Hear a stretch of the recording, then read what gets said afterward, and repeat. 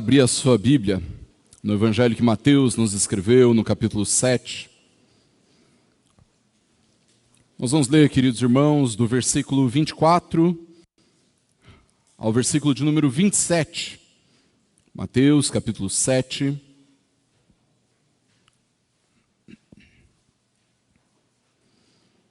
Nós leremos do versículo 24 ao 27. Mateus 7, de 24 a 27. Diz assim a palavra do Senhor: Todo aquele, pois, que ouve estas minhas palavras e as pratica, será comparado a um homem prudente que construiu a sua casa sobre a rocha. Caiu a chuva, transbordaram os rios, sopraram os ventos e bateram com força contra aquela casa, e ela não desabou, porque tinha sido construída sobre a rocha. E todo aquele que ouve essas minhas palavras e não as pratica, será comparado a um homem insensato, que construiu a sua casa sobre a areia. Caiu a chuva, transbordaram os rios, sopraram os ventos e bateram com força contra aquela casa, e ela desabou, sendo grande a sua ruína.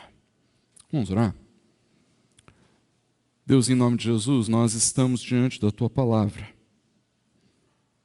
E o nosso clamor, Deus, é para que, pelo poder e pela atuação do Teu Espírito em nós, ela encontre morada, trazendo transformação para a nossa vida. Não nos faça, Deus, não permita que nós sejamos como cão que volta ao seu vômito, como um insensato que repete a sua tolice. Tem misericórdia de nós. Fala ao nosso coração, enquanto nós ouvimos a Tua voz, que o Senhor transforme as nossas vidas. É o que nós te pedimos em nome de Jesus. Amém. Como você identifica um cristão verdadeiro? Ah, pastor, fácil. É só ver se a pessoa é membro de alguma igreja e pronto. Cristão verdadeiro. Nós sabemos que não é tão simples assim, não é verdade? Durante muito tempo, queridos, os cristãos eram identificados pela forma como se vestiam. Saia comprida, talvez, né? Cabelão comprido. Talvez, ao andar na rua, você via com a Bíblia debaixo do braço. Pronto, está ali um crente. Ou então, talvez, por não cometerem alguns pecados específicos e talvez até por desprezarem alguns ritmos musicais, alguns estilos de música.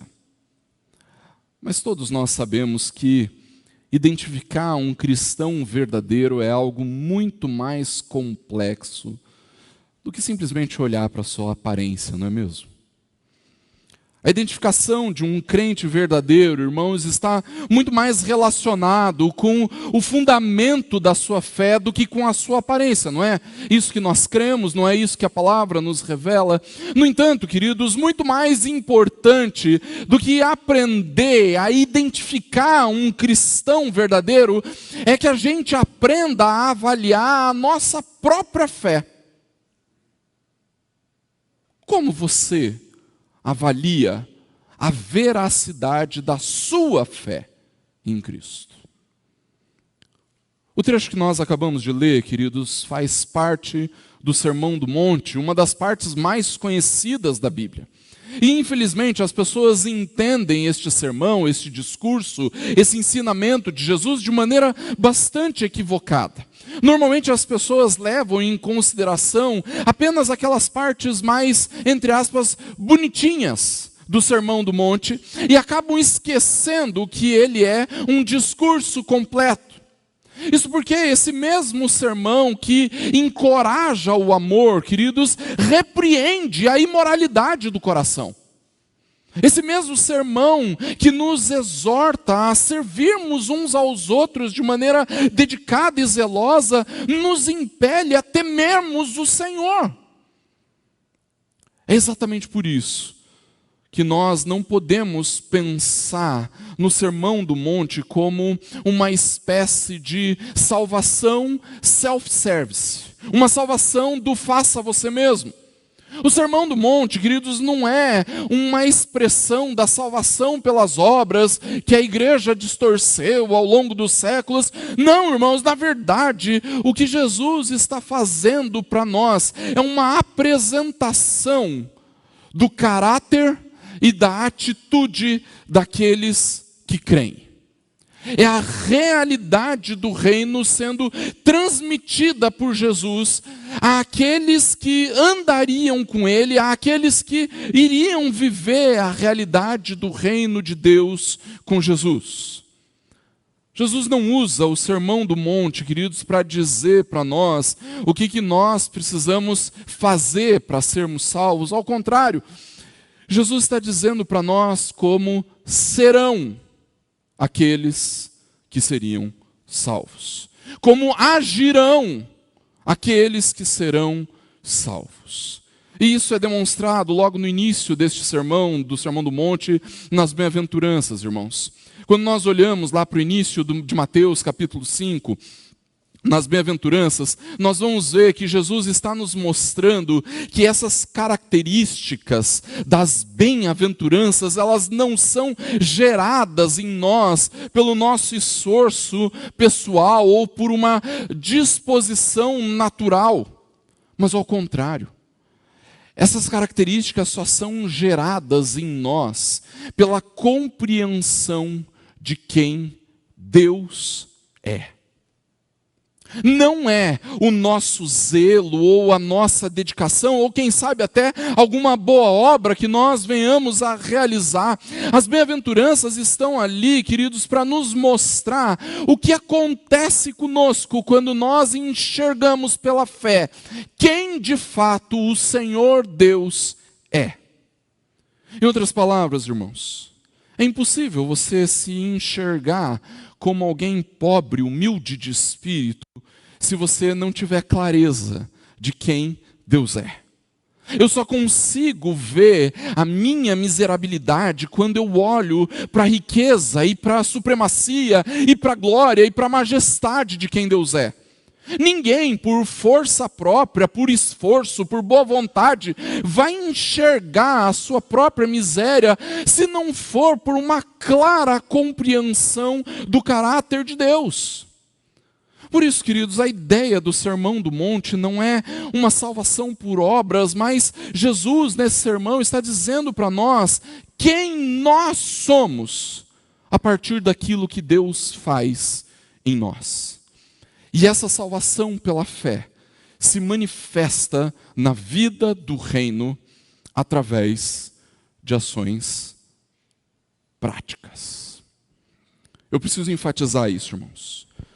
Nós chegamos à salvação por intermédio da fé. Isso quer dizer que a transformação do nosso coração ocorre porque nós ouvimos e cremos na mensagem do Evangelho. O apóstolo Paulo nos diz em Romanos capítulo 10, versículo 17, que a fé vem pelo ouvir a palavra de Cristo. Tudo começa pelo ouvir. Nós cremos porque ouvimos. Nós somos transformados porque ouvimos. Nós amamos a Deus porque nós ouvimos a palavra de Cristo. No entanto, irmãos, toda transformação do nosso interior precisa ser demonstrada no exterior. Precisa ser demonstrada pela nossa prática. É por isso que se você é um cidadão do reino, se você crê em Jesus, então você precisa praticar aquilo que você ouve de Jesus pela sua palavra. Veja, irmãos, aqui na Igreja Presbiteriana do Tarumã, nós prezamos muito por uma boa pregação, pelo correto ensino da palavra. Nós, inclusive, demonstramos isso no nosso slogan: nós somos uma igreja fiel à palavra. No entanto, irmãos, segundo o que Jesus nos fala nesse texto que nós acabamos de ler, a fidelidade cristã não está vinculada àquilo que a gente ouve. A fidelidade cristã está vinculada à prática das palavras de Jesus. Não tem a ver com o que você ouve, mas tem a ver com o que você faz com aquilo que você ouve. A vida no reino, irmãos, não é definida por aquilo que você ouve, mas a verdadeira sabedoria do reino está vinculada à prática. Afinal, irmãos, é pela prática das palavras de Jesus que a edificação da nossa vida no reino acontece. Por isso, queridos, todos nós precisamos ouvir e praticar aquilo que ouvimos da parte do Senhor. Sabe por quê? Porque, em primeiro lugar, ouvir e praticar é uma questão de submissão à autoridade de Jesus. O Sermão do Monte traz o princípio norteador da vida no reino de Deus. Mas você reparou como Jesus se refere àquilo que ele ensinou nesse sermão, no texto que nós lemos? Nos versículos 24 e 26, Jesus diz que o Sermão do Monte que o Sermão do Monte é estas minhas palavras. Assim como todo o restante da Bíblia, queridos, o Sermão do Monte é ou são as palavras de Jesus. E isso é importante para nós, queridos, porque nós dizemos que Jesus é o nosso Salvador e Ele é o nosso Senhor. Nós não falamos isso? Nós não professamos a nossa fé assim? Quando nós confessamos aquilo que cremos, nós estamos dizendo que Jesus nos salvou. E que agora, porque Ele nos salvou, nós nos submetemos a Ele, ao seu senhorio, à sua majestade, à sua grandeza, à sua imensidão, à sua vontade. Nós nos submetemos àquilo que Ele diz. Mas veja, se você consulta um médico a respeito de alguma enfermidade, ou então você procura um advogado para resolver alguma pendência, ou então vai atrás do seu contador para fazer o seu imposto de renda. Você procura esses profissionais porque você atribui a eles um tipo de conhecimento ou alguma experiência que pode resolver o seu problema, não é verdade? Em outras palavras, você não iria até eles se não achasse que eles têm autoridade para falar sobre aquele assunto do qual você necessita ouvir, não é mesmo? No entanto, você não deveria ir até o médico. Eu ia colocar aqui e eu acho que eu devo falar. Você não deveria fazer como seu pastor, que vai até o médico, relata o que está sentindo, faz todos os exames, ouve as prescrições e deixa a receita guardada no bolso. Alguém que faz isso é, no mínimo, para dizer o mínimo, um insensato, não é verdade? Apenas ouvir o que o médico fala não vai curar a sua enfermidade. Você precisa ouvir e praticar as recomendações do médico. A não ser que, por algum motivo, você ache que aquilo que o médico falou não faz o menor sentido. Mas aí o que você faz? Você procura outro médico. Pensa comigo, você está com dor, você está sofrendo com a sua enfermidade, você precisa resolver aquele problema, e se você percebe que aquele médico tem autoridade no assunto, você vai fazer aquilo que o médico disse para você. Ouvir e praticar, irmãos, tem a ver com a submissão à autoridade daquele que fala. Ouvir e não praticar significa que você considera que aquele que fala não tem autoridade sobre a sua vida para te instruir. Ainda que nós consideremos, queridos, que toda a Bíblia é a palavra de Jesus para nós, irmãos, nós devemos ouvir e praticar tudo o que a Bíblia nos ordena. Quando nós falamos sobre o Sermão do Monte, queridos, nós estamos lendo e ouvindo o que Jesus nos ordena a respeito da nossa vida no reino de Deus. Quase todos os comentaristas dizem que o Sermão do Monte é o discurso de Jesus a respeito do caráter e de como deve agir o cidadão do reino. Em outras palavras, irmãos, é o rei que está dizendo para os seus súditos como nós deveríamos viver no seu reino. E ouvir as palavras do rei, o édito real, sobre como deve ser a vida dos súditos do reino, não sei, mas parece algo importante, não é verdade? Algo cheio de autoridade. Nesse discurso, o rei nos diz que a fé é necessária para fazer parte do seu reino, precisa se manifestar na prática. É na conduta que a fé do cidadão do reino se manifesta. É na prática que a identidade do cidadão do reino é demonstrada. A fé vem pelo ouvir, mas é na prática que nós demonstramos que essa fé é verdadeira. A verdade, queridos, é que o verdadeiro crente que se submete à palavra de Deus, nós nos humilhamos diante da verdade e da autoridade daquele que fala conosco na sua palavra. Nós vemos a glória da verdade nas palavras de Jesus e nos submetemos à sua imensa autoridade, mas nós não fazemos isso apenas quando nós damos ouvidos às palavras de Jesus. Na verdade, é na prática das palavras de Jesus que nós demonstramos que de fato cremos. Perceba, de acordo com o texto que nós lemos, o construtor insensato também é alguém que ouve as palavras de Jesus, não é verdade? Ele ouve estas minhas palavras, mas não as pratica. A diferença entre o homem insensato e o homem sábio é que um ouve e pratica, porque se submete à autoridade daquele que fala. O outro ouve, mas não pratica, porque não reconhece a autoridade daquele que fala. Mas se nós reconhecemos a autoridade de Jesus, queridos, das suas palavras, então como é que nós podemos nos recusar a fazer aquilo que o rei nos diz?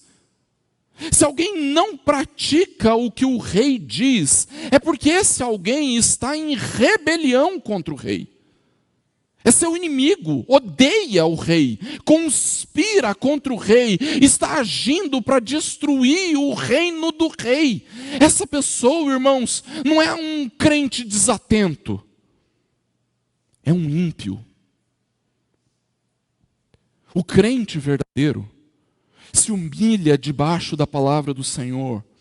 O crente verdadeiro, o construtor prudente, sábio, admite e confessa o seu fracasso, a sua indignidade e simplesmente se submete às palavras do rei. O que esse texto nos mostra, irmãos, é que a sua fidelidade ao Evangelho e à palavra não está relacionada com a qualidade do sermão que você gosta ou que você ouve. Isso, no máximo, demonstra a fidelidade do pregador. A sua fidelidade a Jesus é demonstrada pela sua prática da palavra de Jesus. Por isso, queridos, todos nós precisamos ouvir e praticar aquilo que ouvimos da parte do nosso Senhor. Sabe por quê? Porque, em segundo lugar, ouvir e praticar envolve mais do que aparência religiosa. O texto que nós lemos nos diz que 2 homens construíram as suas casas. E a forma que Jesus usa para contar essa parábola é justamente para que nós possamos imaginar que essas casas foram construídas e elas eram muito parecidas. Aliás, é certo que Jesus quer que nós pensemos isso, irmãos, porque no tempo de Jesus as casas não eram muito diferentes umas das outras. Na verdade, a forma como Jesus nos conta essa parábola nos faz imaginar que estas casas eram idênticas. Era o mesmo modelo, as mesmas janelas, a mesma porta, o mesmo telhado, a mesma cor, o mesmo material. Diferente da história dos 3 porquinhos, onde uma era de palha, a outra de madeira e a outra de tijolos. Jesus quer que a gente imagine essas casas como 2 casas iguais. Tão iguais que elas chegam a passar pelas mesmas intempéries. Versículo 25 e versículo 27. Caiu a chuva, transbordaram os rios, sopraram os ventos e bateram com força contra aquela casa. 2 vizinhos, construindo suas casas idênticas, passando pelas mesmas intempéries. Mas uma delas permanece. A outra desabou. A diferença destas 2 casas idênticas vai além das aparências. A diferença delas está no fundamento onde essas casas foram construídas. E apesar, queridos, de nós encontrarmos referências na Bíblia a respeito de Jesus ser a rocha onde nós edificamos a nossa vida, não é sobre isso que Jesus está falando nesse texto. Jesus está falando para nós, queridos, que a diferença entre as duas casas está na diferença entre obediência e desobediência. Jesus está nos advertindo, queridos, a respeito do perigo da desobediência. Uma desobediência que se manifesta em apenas nos contentarmos em ouvir a palavra, sem praticar a palavra. Essa é a diferença entre sabedoria e insensatez. Essa é a diferença entre prudência e loucura. Essa é a diferença entre obediência e desobediência. Mas no fim, essa também é a diferença entre vida e morte. Jesus está nos mostrando a diferença entre o crente verdadeiro e o falso crente. E mais do que isso, irmãos, Jesus está nos falando sobre aqueles que creem verdadeiramente e os que creem apenas na aparência. É a diferença entre aqueles que realmente nasceram do alto, são filhos de Deus, e aqueles que somente pensam que são. E assim como o construtor insensato está preocupado apenas com a aparência da sua casa, o falso crente se preocupa apenas com o exterior. Ele quer parecer crente, mas a real situação da sua alma é desesperadora. Ele se veste como crente, ele fala como crente, ele participa da igreja como crente, ele até rejeita alguns pecados que considera imoral, como todo crente faz. Mas ainda assim, tudo o que ele faz, como todo crente, é apenas uma reconstrução aparente da sua vida. É bastante provável que você já tenha me ouvido dizer isso. Irmãos, eu entendo, de fato entendo, aqueles que se aproximam de Jesus, da igreja, do evangelho, para que eles possam resolver os seus problemas, para que possam obter bênçãos da parte de Deus, para que eles sejam curados das suas enfermidades, enfermidades essas do corpo ou da alma.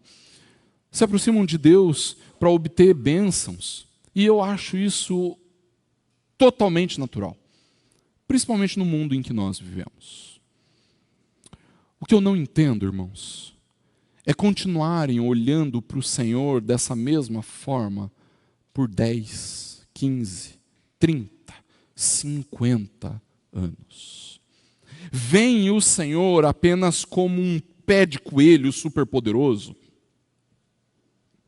ou como um Papai Noel bonzinho, que tem que dar tudo aquilo que nós queremos para que nós tenhamos uma vida boa. E essas pessoas continuam ouvindo o Senhor. Talvez domingo após domingo. Muitas vezes ouvem o Senhor até durante a semana, mas eles são incapazes de mudar a sua prática de vida. Queridos, nós nos apegamos tanto à ideia de que a diferença entre o crente verdadeiro e o incrédulo é uma diferença que nós podemos ver, que nós não percebemos o problema que Jesus nos aponta nesse texto. As duas casas são iguais. Não dá para ver a diferença entre um e outro. Aliás, é bastante possível que alguns incrédulos pareçam mais crentes que outros crentes. Veja, irmãos, esse falso crente não está fora da igreja. Muito provavelmente ele é um membro da igreja.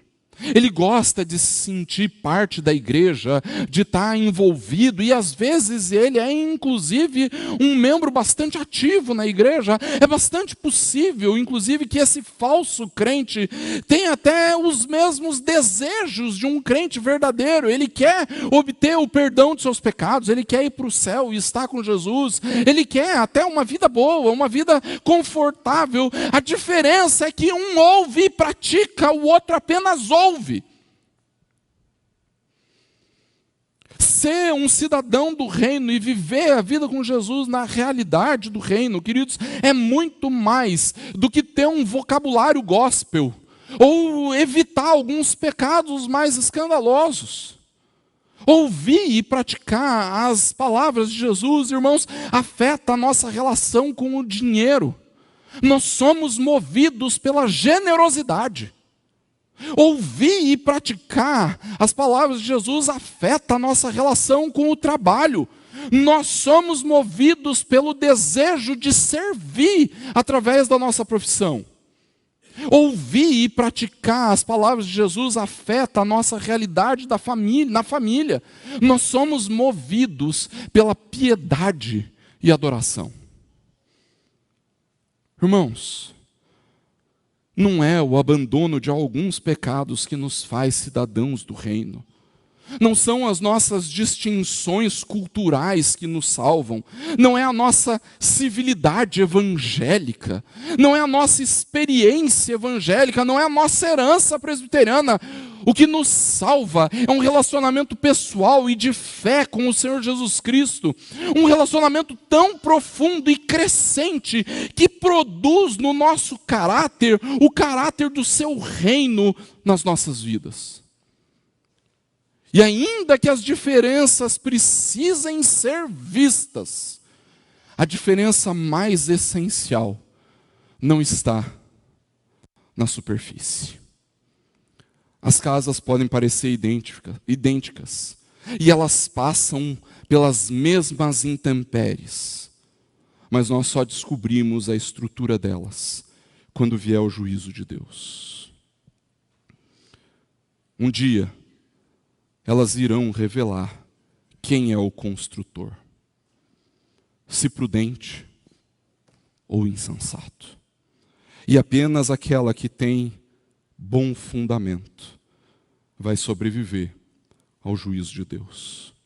Por isso, queridos, todos nós precisamos ouvir e praticar aquilo que ouvimos da parte do Senhor. Sabe por quê?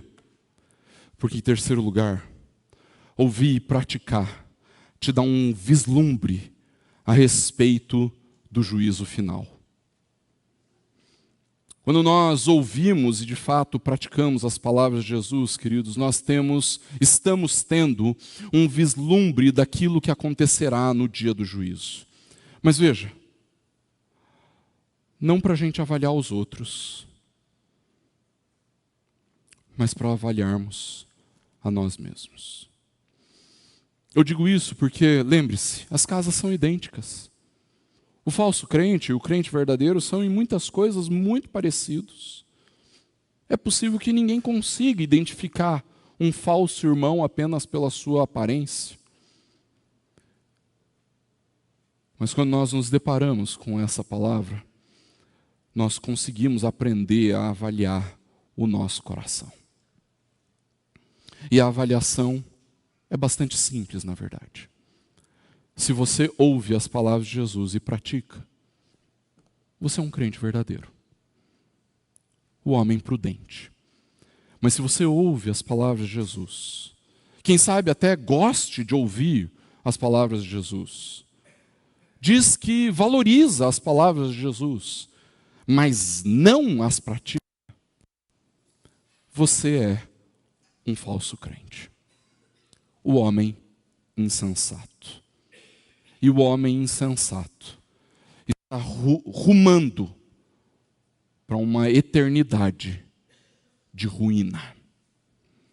Jesus termina o Sermão do Monte a partir dali do versículo 13 do capítulo 7, texto que nós não lemos, mostrando que existe uma dualidade na existência.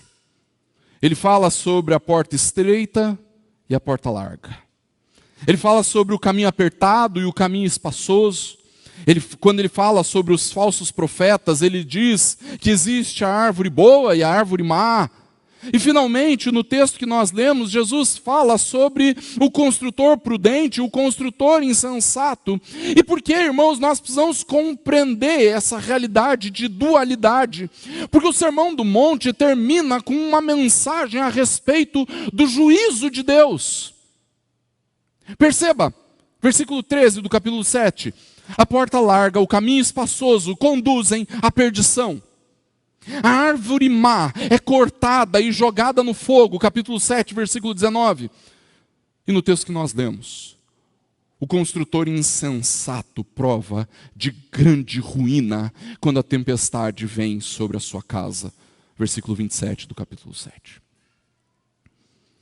Veja, irmãos, normalmente nós falamos a respeito das tempestades da vida para nos referirmos às dificuldades e provações que nós estamos enfrentando. Não é assim que a gente fala? São grandes tempestades. Eu tenho enfrentado grandes tempestades. E essas tempestades nós não podemos ignorá-las porque elas são reais e são dolorosas. Tempestades como câncer, um divórcio, a perda de um ente querido. E a palavra certamente traz respostas para nós de como nós devemos suportar essas tempestades. No entanto, irmãos, Jesus está se referindo a uma realidade cataclísmica, se é que essa palavra existe. Uma tempestade final e totalmente devastadora do julgamento futuro de Deus. Nessa parte final do Sermão do Monte, queridos, Jesus está fazendo uma alusão ao texto de Isaías, capítulo 28, que nós lemos na liturgia de hoje. Jesus está fazendo uma alusão a Ezequiel, capítulo 13, versículos 8 a 16. Nesses dois textos, o Senhor Deus está advertindo os governantes e os falsos profetas de Israel, mostrando que ele vai trazer ruína sobre aqueles que acolhem a mentira e a falsidade, sobre aqueles que ignoram a verdade. Então, o Senhor Jesus aprofunda tudo isso para atingir também aqueles que dão ouvidos e praticam as palavras dos falsos profetas. Aqueles que ouvem e praticam outras palavras provarão da mesma ruína dos falsos profetas, a ruína eterna. Em outras palavras, queridos, o que Jesus está nos dizendo é que a diferença entre o homem prudente e o homem insensato não está na diferença entre uma vitória e uma derrota. Jesus não está falando sobre receber uma bênção ou não receber uma bênção. Jesus não está dizendo para nós que aqueles que ouvem e praticam vão ter uma vida melhor do que aqueles que não praticam. Jesus está dizendo que a diferença entre praticar e não praticar tem a ver com céu e inferno. Aquele que ouve e pratica vai sobreviver a essa tempestade do cataclisma do juízo final. Aquele que ouve e não pratica vai provar do fogo eterno preparado para o diabo e seus demônios. Jesus diz para praticarmos as suas palavras, não para que nós tenhamos uma vida melhor. Nós precisamos praticar as suas palavras para que o juízo de Deus, que causa ruína eterna, não venha sobre nós. Concluindo, queridos, como você identifica um cristão verdadeiro? Ou melhor que isso, como você avalia a veracidade da sua fé? Você conhece Jesus de fato?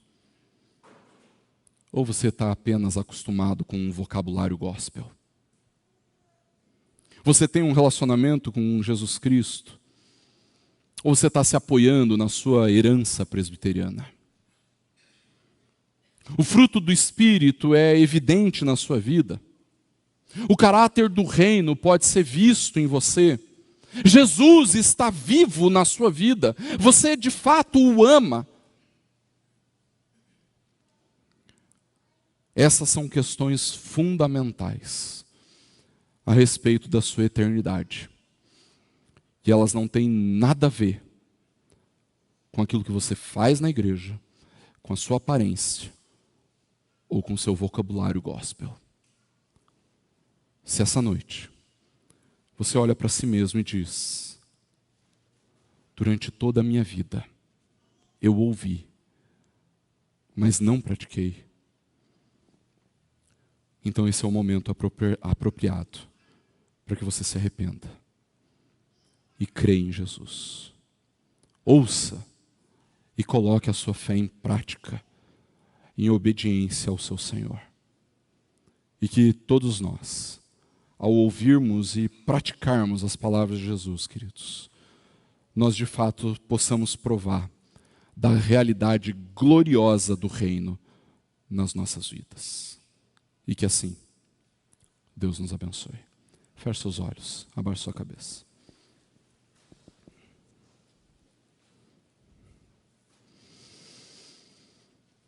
Deus, em nome de Jesus, nós acabamos de ouvir a Tua palavra. É impossível ouvir a Tua palavra e permanecer indiferente. Mesmo porque, Pai, nós acabamos de ouvir a advertência do Senhor, o alerta do Senhor a respeito daqueles que ouvem e não praticam. Tem misericórdia de nós. Deus, nós não queremos ser como o cão que volta ao seu vômito, como o insensato que repete a sua tolice. Mas ao contrário, Deus, transforma o nosso coração para que nós sejamos de fato bem-aventurados, porque ouvimos a Tua voz e praticamos aquilo que o Senhor nos diz. Opera, Deus, com graça na minha vida, na vida dos meus irmãos e irmãs, para que durante toda essa semana, Deus, nós sejamos impactados com a Tua palavra, mas não somente porque nós a ouvimos, mas principalmente porque o Senhor nos levou à prática da Tua palavra. Opera em nós, transforma o nosso coração, transforma o nosso caráter, para que nenhum de nós seja encontrado como homem insensato. Deus, que quando a tempestade do Teu juízo vier sobre nós, que assim nós possamos permanecer contigo, porque a nossa vida foi edificada sobre a rocha, em obediência às palavras de Jesus. Opera em nós, opera na vida daqueles que se identificaram com este homem insensato. Promove arrependimento pela ação do Teu Santo Espírito, e que em nome de Jesus nós possamos nos curvar, nos dobrar diante da Tua majestade. Opera, Deus, com graça nas nossas vidas. É o que nós te pedimos, em nome e para a glória do Senhor Jesus. Amém. Quero te convidar, se você puder, se colocar de pé. Nós vamos impetrar a bênção e logo em seguida cantar o amém. E assim nós nos despedimos na graça e na paz do Senhor Jesus. Que o Senhor te abençoe e te guarde. Que o Senhor faça resplandecer o seu rosto sobre você e tenha misericórdia de você. Que o Senhor sobre você levante o seu rosto e te dê a paz. A bênção de Deus Pai Criador, Filho Redentor e Espírito Santo, nosso Consolador, seja com você hoje e para todo sempre. Amém.